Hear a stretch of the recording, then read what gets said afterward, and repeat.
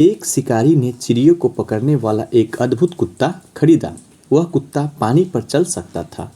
शिकारी वह कुत्ता अपने दोस्तों को दिखाना चाहता था। उसे इस बात की बड़ी खुशी थी कि वह अपने दोस्तों को यह काबिले गौर चीज़ दिखा पाएगा। उसने अपने एक दोस्त को बत्तख का शिकार देखने के लिए बुलाया। कुछ देर में उन्होंने कई बत्तखों को बंदूक से मार गिराया। उसके बाद उस आदमी ने कुत्ते को उन चिड़ियों को लाने का हुक्म दिया। कुत्ता चिड़िया को लाने के लिए दौड़ पड़ा। उस आदमी को उम्मीद थी कि उसका दोस्त कुत्ते के बारे में कुछ कहेगा या उसकी तारीफ करेगा, लेकिन उसका दोस्त कुछ नहीं बोला। घर लौटते समय उसने अपने दोस्त से पूछा कि क्या उसने कुत्ते में कोई खास बात देखी। दोस्त ने जवाब दिया, हाँ, मैंने उसमें एक खास बात देखी। तुम्हारा कुत्ता तैर नहीं सकता। कुछ लोग हमेशा नकारात्मक पहलू को देखते हैं। निराशावादी किसे कहते हैं? निराशावादी लोगों को ये लक्षण होते हैं जब चर्चा करने के लिए उनके पास कोई तकलीफ नहीं होती तो वे नाखुश रहते हैं। उन्हें जब कुछ अच्छा लगता है तो वे यह सोचकर नाखुश हो जाते हैं कि बेहतर महसूस करने के बाद उन्हें फिर बदतर महसूस करना होगा। उनकी ज़िंदगी का ज़्यादातर वक्त शिकायत काउंटरों पर बीतता है। हमेशा बत्ती बुझाकर देखना चाहते हैं कि अंधेरा कितना है। वे ज़िंदगी के आईने में हमेशा दरारें तलाशते हैं। यह सुन लेने पर किसी और जगह की तुलना में बिस्तर पर ज़्यादा लोगों की मौत होती है। वे बिस्तर पर सोना छोड़ देते हैं। वे इस अंदेशे की वजह से अपनी सेहत का मज़ा नहीं ले पाते कि कल वे बीमार पड़ सकते हैं। वे बदतर नतीजों के बारे में तो सोचते भर नहीं है, बल्कि हर घटना को बदतर बना भी देते हैं। उन्हें चांद में केवल धब्बे दिखाई देते हैं। वे मानते हैं कि सूरज केवल परछाइयों पैदा करने के लिए चमकता है। वे सहूलियतों को भूलकर केवल अपनी दिक्कतें गिनते हैं। वे जानते हैं कि कड़ी मेहनत से किसी को नुकसान नहीं पहुंचता, पर सोचते हैं कि कोई खतरा क्यों उठाया जाए।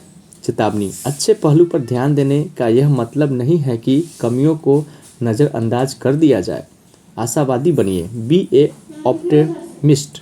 कोई आदमी आशावादी कैसे बन सकता है? नीचे लिखी लाइनों में यह बात बहुत अच्छी तरह बताई गई है। इतने मजबूत बनिए कि आपने उनकी शांति को कोई भंग न कर सके। हर मिलने वाले आदमी से सेहत, खुशी और समृद्धि के बारे में बात करें। अपने सभी दोस्तों को एहसास कराएं कि हम उनकी खूबियों और मजबूतियों की कदर करते हैं। हर चीज़ के केवल उजले पहलू को देखें। केवल अच्छी से अच्छी बातें सोचें। केवल अच्छे से अच्छे नतीजों के लिए काम करें और केवल अच्छे से अच्छे नतीजों की उम्मीद करें। बीते दिनों की गलतियों को भूल जाए और आने वाले दिनों में ज़्यादा बड़ी कामयाबी हासिल करने के लिए आगे बढ़े। हर आदमी का मुस्कुरा कर स्वागत करें। अपने को बेहतर बनाने में इतना वक्त लगाएं कि दूसरों को आलोचना करने के लिए हमारे पास वक्त ही न बचे। इतने बड़े बने की चिंता छू न सके और इतने अच्छे बने की गुस्सा आए ही नहीं। दूसरा कदम, हर काम फौरन करने की आदत डालें। Step 2, make a habit of doing it now. वह चांदनी रातों में सोया। उसने सुनहरी धूप का मज़ा उठाया। कुछ करने की तैयारी में ज़िंदगी गुजार कर वह गुजर गया, कुछ न कर हार कर। James Albery. हम सभी ज़िंदगी में कभी न कभी टाल मटोल करते हैं। मैंने भी ऐसा किया है, जिसके लिए मुझे बाद में पछताना पड़ा। टाल मटोल की आदत की वजह से हमारा नज़रिया नकारात्मक बन जाता है। किसी काम को करने की अधिक थकान उस काम को न करने के लिए की जाने वाली टाल मटोल की वजह से होती है। कोई भी काम पूरा होने पर खुशहाली लाता है और हौसला बुलंद होता है, जबकि आधा अधूरा काम हमारी हिम्मत और वैसे ही ख़त्म कर देता है जैसे पानी के टैंक में कोई छेद टैंक को खाली कर देता है। अगर हम सकारात्मक नज़रिया बनाना और कायम रखना चाहते हैं तो आज मैं जीने और हर काम को तुरंत करने की आदत डालें। जब मैं बड़ा हो जाऊंगा, When I become a big boy, वह वैसी ही बात है जैसे कि कोई छोटा बच्चा कहता है, मैं बड़ा होने पर फला काम करूंगा जिससे मुझे खुशियाँ मिलेगी। जब वह बड़ा हो जाता है तो कहता है कि मैं खुशियाँ पाने के लिए फला काम कॉलेज की पढ़ाई समाप्त करने के बाद करूंगा। जब वह कॉलेज की पढ़ाई समाप्त कर लेता है तो कहता है कि उसे खुशियाँ पहली नौकरी हासिल करने पर मिलेगी। पहली नौकरी मिलने के बाद वह कहता है कि खुशियाँ शादी हो जाने पर मिलेगी। शादी हो जाने पर वह कहता है कि उसे खुशियाँ तब मिलेगी जब उसे बच्चे स्कूल जाने लगेंगे। जब उसके बच्चे स्कूली पढ़ाई पूरी कर लेते हैं तो वह कहता है कि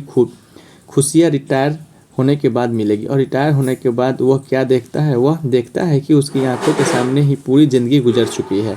कुछ लोग अपने टाल-मटोल की आदत को भारी भरकम शब्दों की आड़ में छिपाते हैं। वे कहते हैं, मैं बारीकी से सोच रहा हूँ, और 6 महीने के बाद भी वे सोच ही रहते होते हैं। वे यह नहीं जानते कि दरअसल उन्हें एक बीमारी है, जिसे बीमारी को सोचने का लकवा कहते हैं। इस वजह से वे कभी सफल नहीं हो पाते हैं। टाल-मटोल करने वालों की एक और नस्ल होती है। ये लोग कहते हैं, मैं तैयारी कर रहा हूँ। न केवल 1 महीने बल्कि 6 महीने के बाद भी वे तैयारी ही कर रहे होते हैं। ये लोग भी नहीं समझ पाते कि उन्हें बहानेबाजी की बीमारी है। लगातार वे बहाने बनाते रहते हैं। वर्तमान में जिए, लाइव इन द प्रेजेंट। जिंदगी ड्रेस रिहर्सल नहीं है।